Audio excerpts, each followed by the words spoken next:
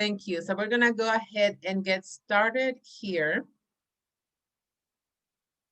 Good morning, everyone. Thank you for joining us for Ignite Teachers Toolbox. We are streaming both live here in Zoom and on Facebook at drreyna.com.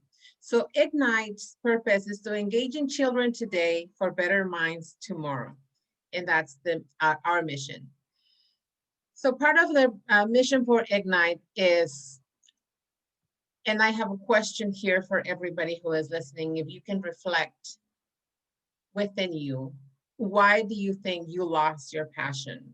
And that is a question that has been very constant in the education community lately.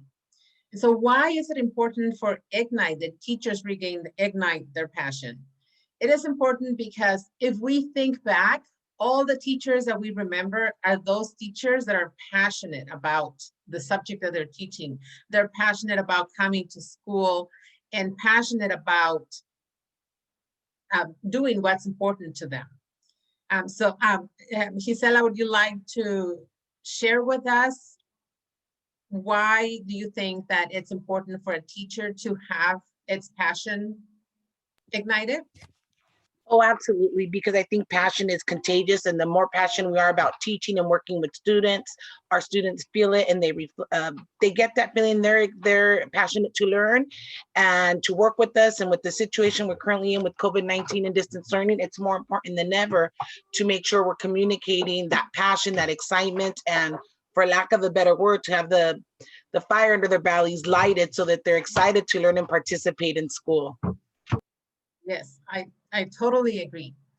So I'm going to ask you if you're not driving, if you can take a moment and close your eyes and remember when you decided to be a teacher, and everybody else that is listening to with us, please remember of the time when you decided to be a teacher.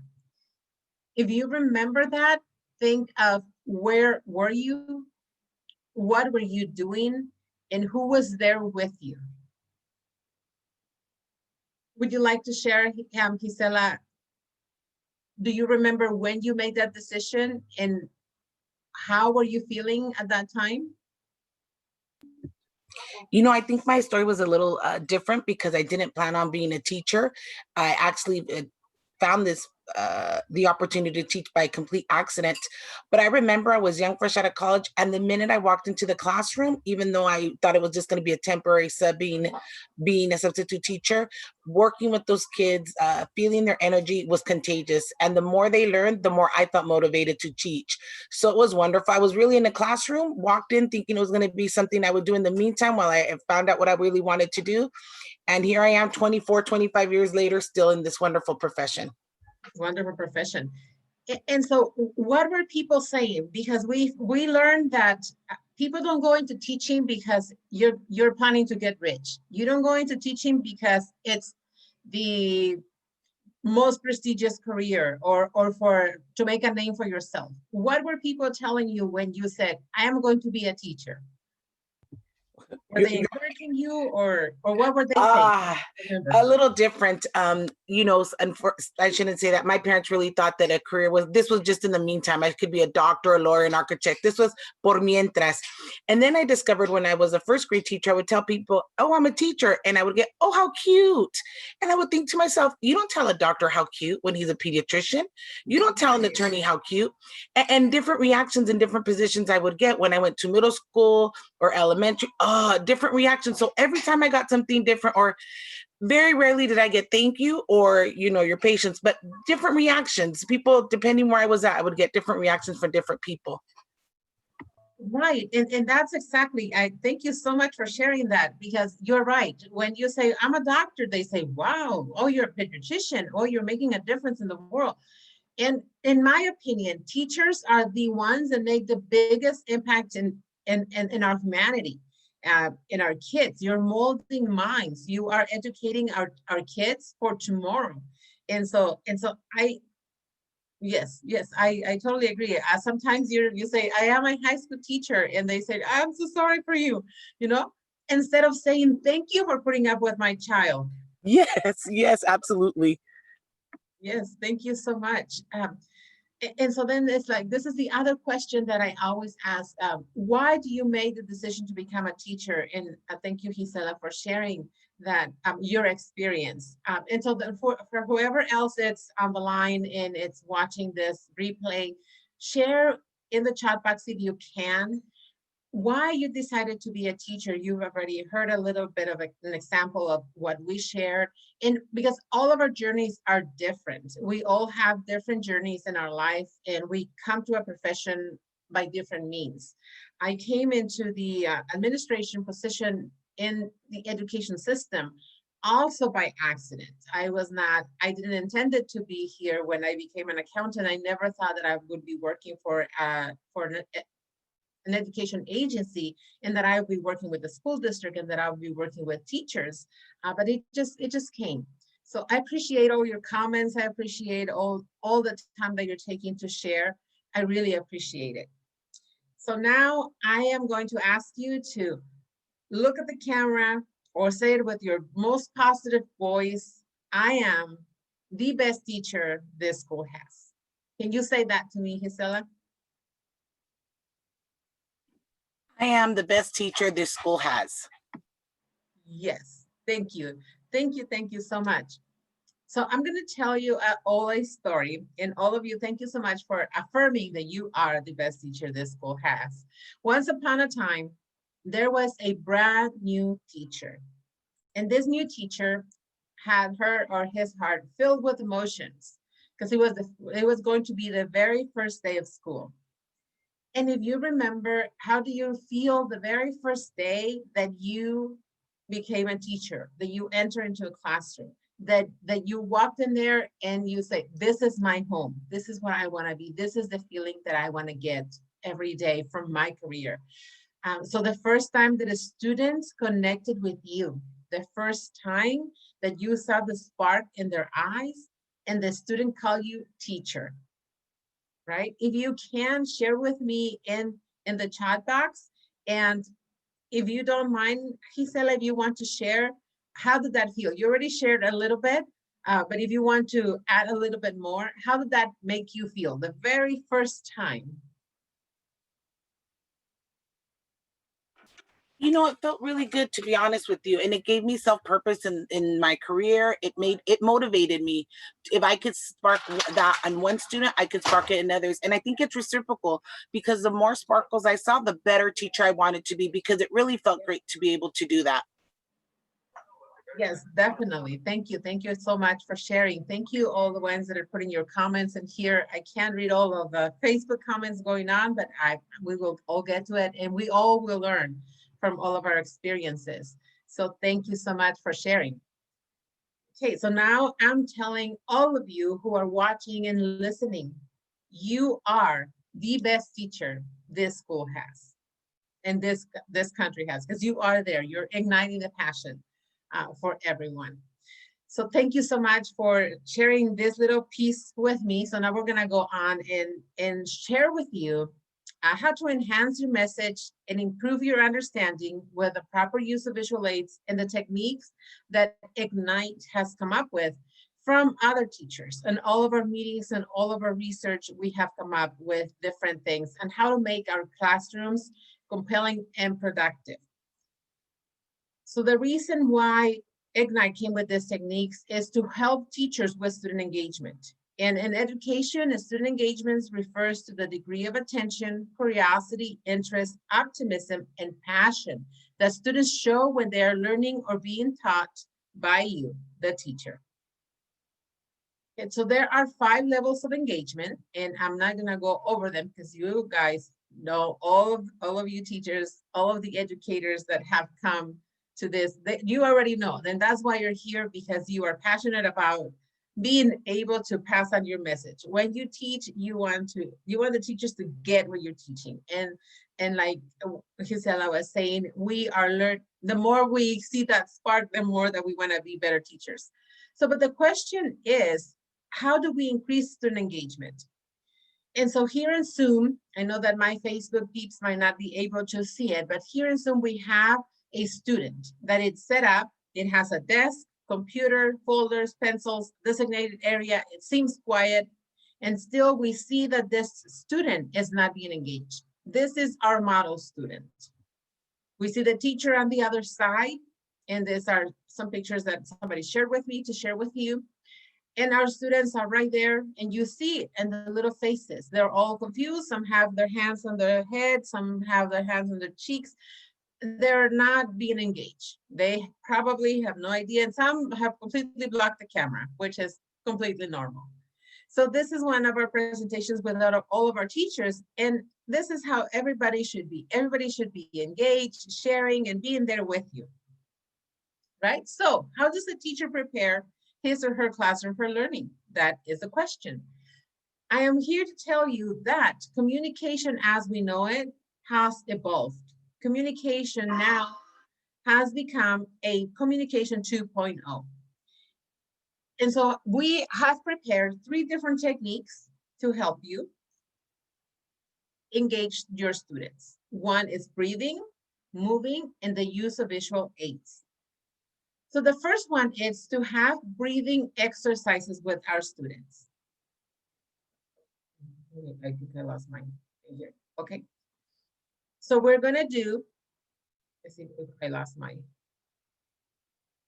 Okay. So I don't know if you are able to hear the music, but we're gonna ask you to practice with your students some breathing techniques that is going to help them. As soon as you start your class, you're gonna ask them to breathe in when they put their fingers in, and out as they touch the tip of their fingers out.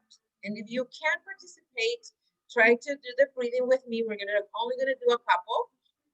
In, out, in, out. As they are breathing, ask them to think about something that makes them happy. It can be, and you can think of something that makes you happy as well. It can be just a beautiful sunrise, the beautiful view outside your window. You're able to move your hands, to see your children, to see your parents, whatever makes you happy or brings a smile to your face.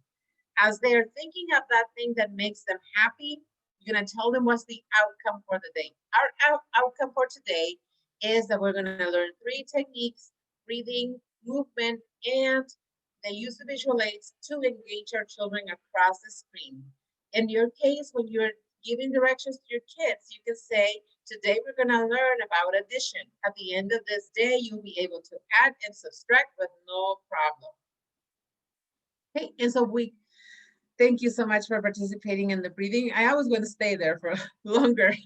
I just like, and to have all this oxygen back into my head. So this is called breathing priming or finger breathing. Some teachers have moved it to be yoga. So they do some yoga movements instead of the finger breathing. The point is to have move their body, and at the same time that they're moving their body, they are moving, connecting the brain as they're breathing. And so why deep breathing? There are multiple studies about the benefits of deep breathing, but we're gonna focus on one from MIT that says that breathing boosts oxygen levels in the brain. The oxygen level in the brain, the higher the oxygen level in the brain, the better you can focus and stay alert. Also, early childhood IE says that movement supports literacy and a whole bunch of other benefits that our children get when they do deep breathing.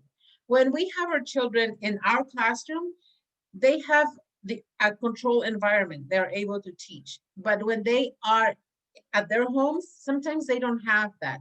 So by us having this little exercise in the beginning of the class, we are able to kind of trap their attention on us. And so with that, they can start. So we have already established that children need movement to develop balance. So would you think that that's like a quick exercise, Gisela, that you can do with your kids at the beginning of the class? Oh, absolutely. I can even do it myself with them. It'll help both of us. And probably parents if they're watching, just to different skills that they can apply at home as well. Definitely, thank you. Yes, I never thought about the parents, but you're right, because the parents are also dealing with their children and the frustrations of virtual learning. So by them breathing, that gives them also a little bit of endorphins into their brain when they think of this, something that makes them happy. They see that not everything is blue and doom, right? Okay, so this is just an addition. Some of our teachers have been using the hand signals for meaningful discussions. So in Zoom background to help students communicate with them. So this is what some of the teachers have used this in the back because they like to have all of their students in the screen so they can see everyone at the same time. And they have been using it. This is a chart that one of our teachers showed, just what she did to communicate with her students. So that way she didn't have to have the noise on, because by having everybody's microphone on, she was getting a lot of noise and was getting a lot of headaches and it was not working out. And so she came up with this. This is what she uses for her students to communicate across the screen. You can create your own or just use something similar to this. So children need movement to develop balance, and we know that. So we know that our students use music on a regular basis. If we have high school students, we see that all of our high school students have their headphones plugged into their ear. They're listening to music all the time. They're working and listening to music at the same time, and that's how they focus, right? So why not use that thing that they are already doing and that they're passionate about? They're passionate about listening to their music. They have their favorite music that they listen to, and it's pretty much the same when students. So one of the ideas that we are bringing forth here in Ignite is to use alarms throughout your day, of however long your day is. For some teachers, it's 4 hours. For some teachers, it's 6 hours. Some have 2. Some have interactive periods. Some of our teachers do tutoring, so they have shorter periods of time. But by setting up an interrupted alarm that plays the music that you know your student likes, it's a great tool to bring that student back into into your attention, into the classroom. And so so when the first alarm sounds, and I just put this one in here so you can have it like every 20 minutes an alarm comes on, and it's just like a couple of seconds, like 30 seconds of music. And when the first music comes, you ask them, okay, it's time to do jumping jacks. When the second alarm comes, it says, okay, put your books down and let's touch our toes.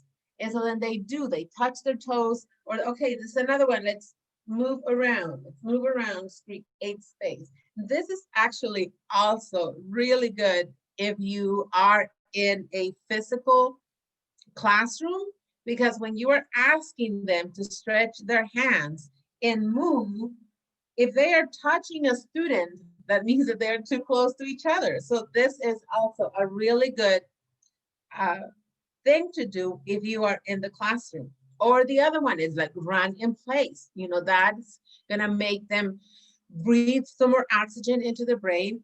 And then another one, clap. So you can come up with whatever movement you have. When they're home, the little music comes on. And so then I'm gonna,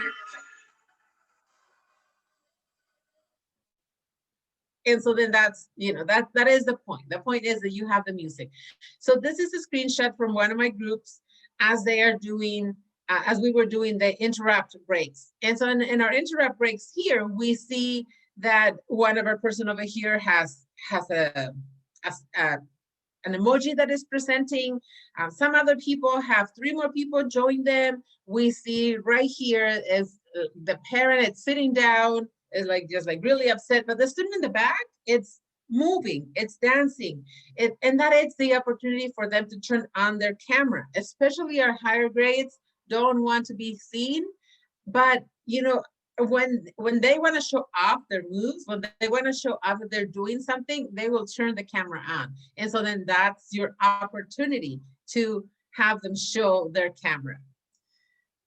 So what do you think about this, Gisela? Do you think that having little breaks of interrupted music would help? I think so. Just like us, when we're sitting too long in our desk, we need to get up and stretch. I think this is great. Releases some tension, get some left brain, right brain movement going, and get some back focus, a little stretch break, and get back able to focus again. Yes, yes, I absolutely agree. And that for me, it's like I even have like a stand-up desk sometimes, because like sometimes I can't be sitting down for too long, especially if you're gonna be like reading and doing a lot of those things.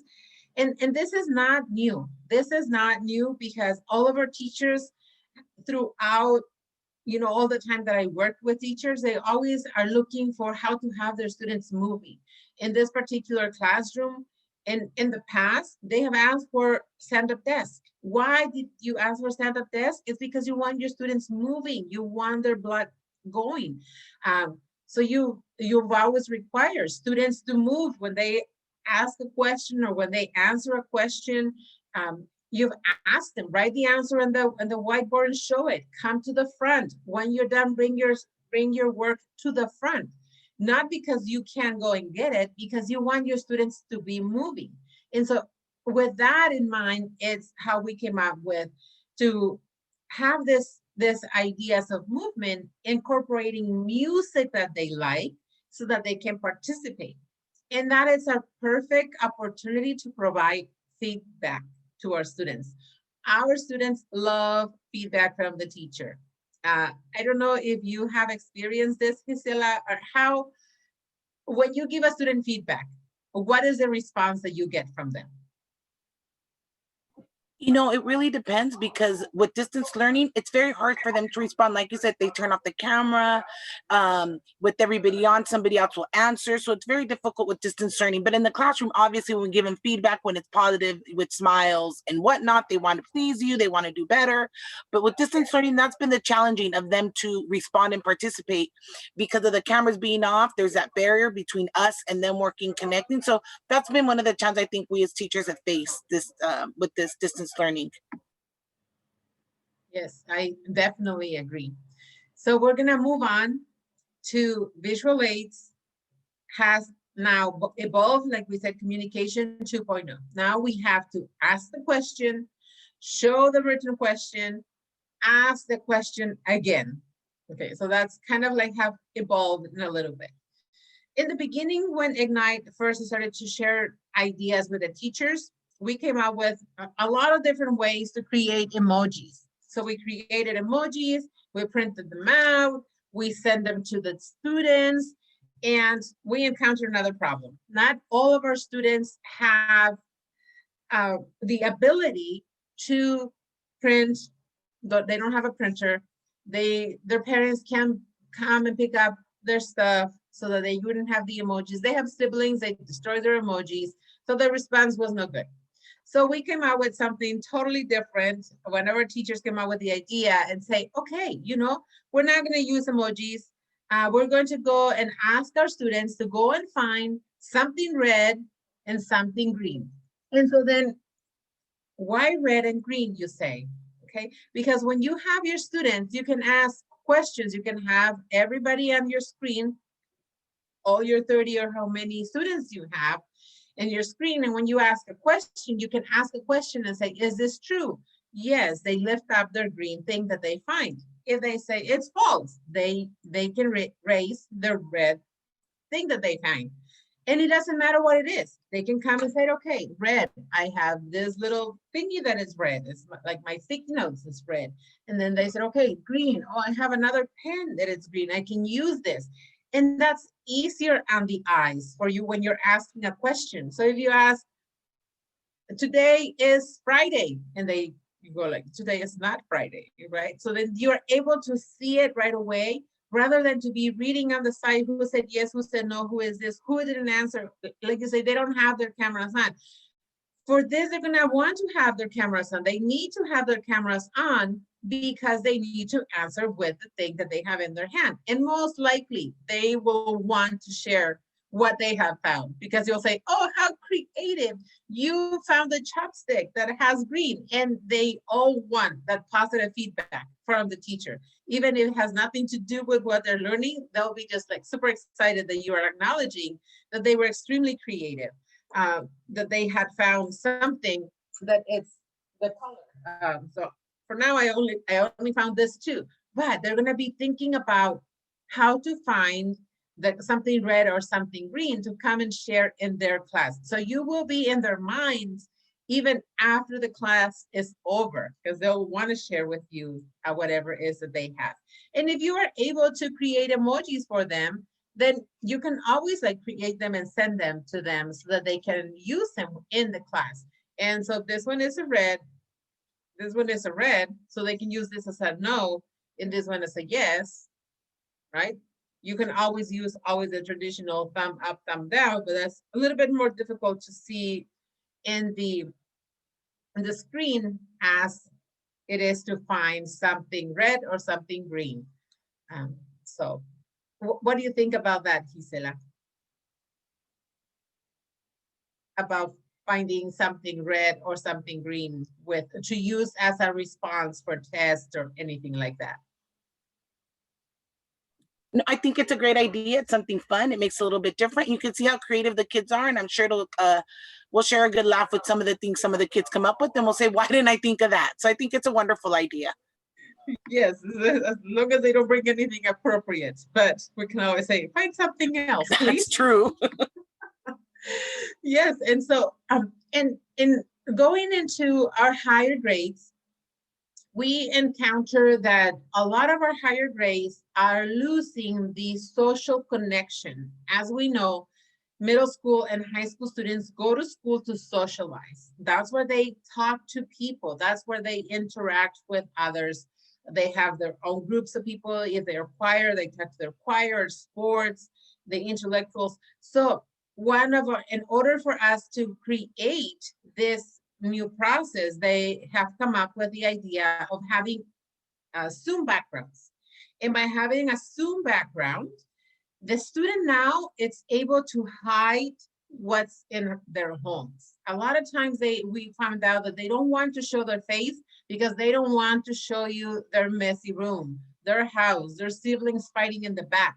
They might even be at a outside of a restaurant, as we have seen, that people go outside restaurants to kind of get the Wi-Fi so that they can be in school.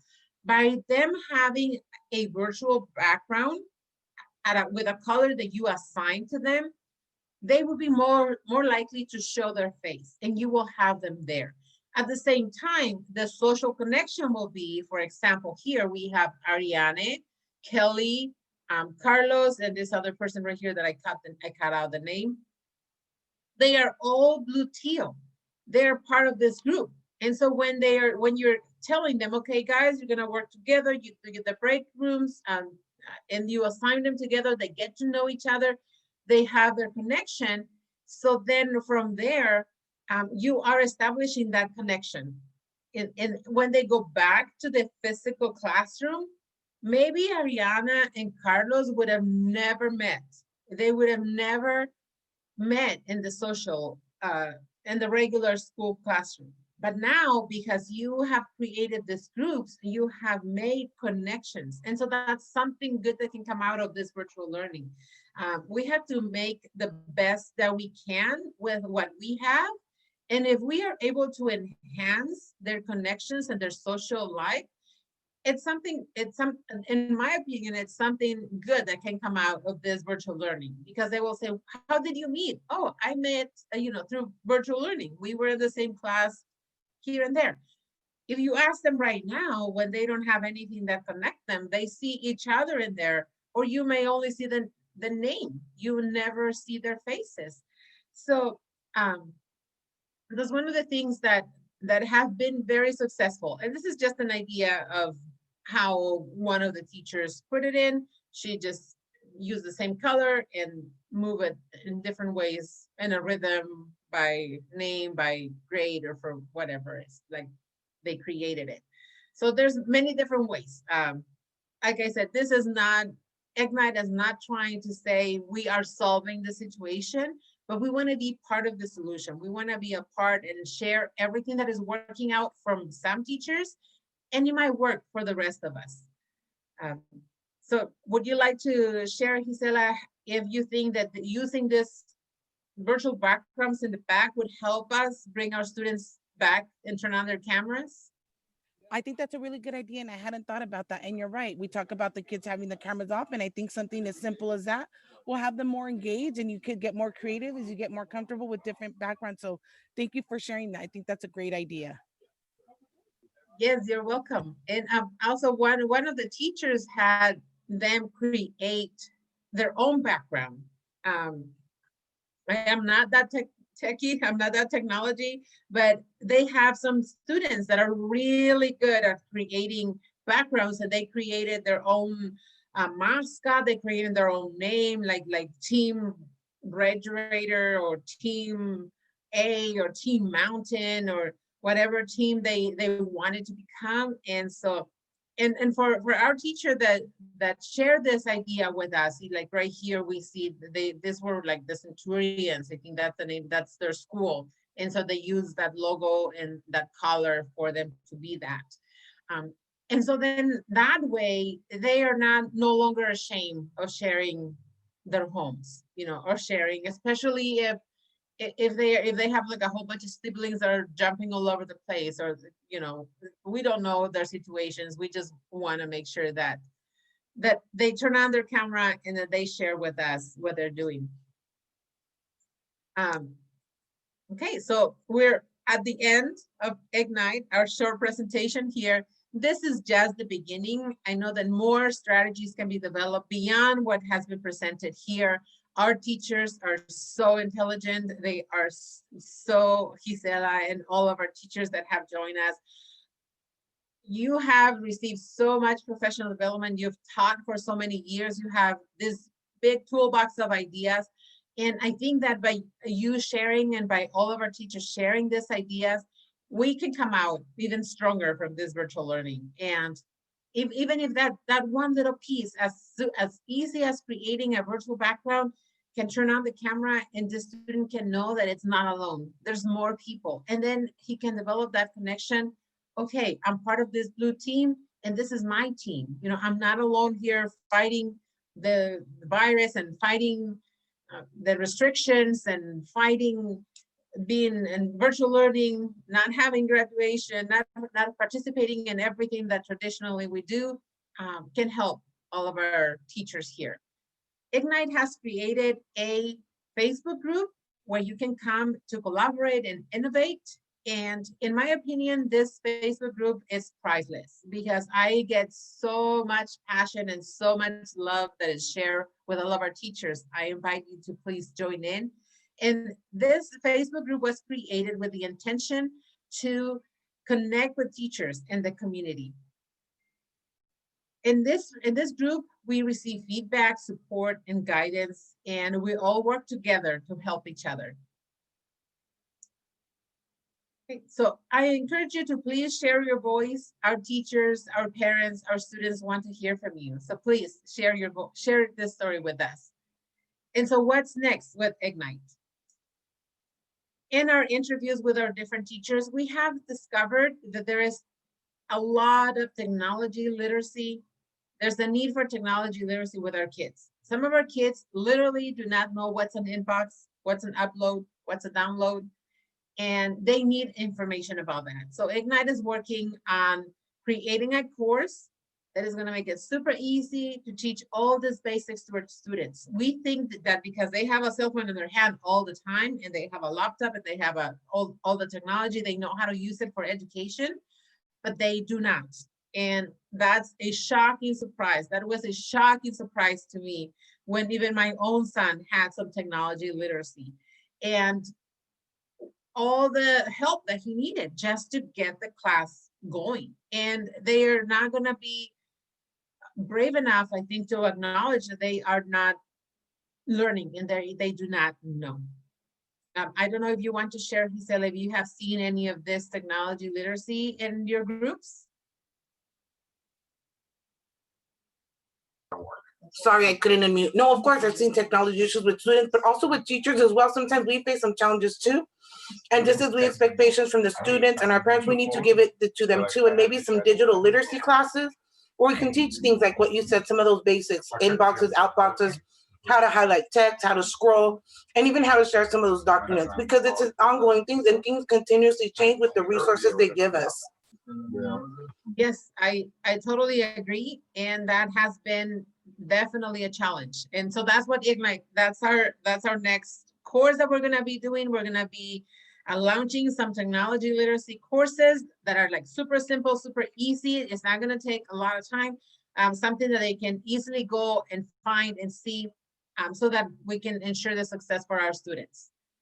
So we're gonna have another session for questions and answers. If you have any questions, any answers, feel free to check out drreyna.com or email me or call me. Yes, that is my cell phone. You can call me. Feel free to call me at any time. I'm available to help. That is my passion. I'm part of your team. I am on your court. If I can help you in any way, I am more than happy to go. I've gone to some of your classrooms to help, to share my experience, to talk on anything. I am bilingual, so I volunteer with a lot of my Spanish teachers to go in and share my story and just talk to them on whatever topic you want me to talk. So from all of our teachers, we thank you. Thank you, all of our educators for teaching. Thank you, Gisela, for being a teacher, for being there and for sharing with all of our students. Thank you so much. You're very welcome. Have a great day and happy Thanksgiving, everyone, if you do celebrate it. Gracias. Gracias. So don't leave me, Gisela. I'm gonna stop this.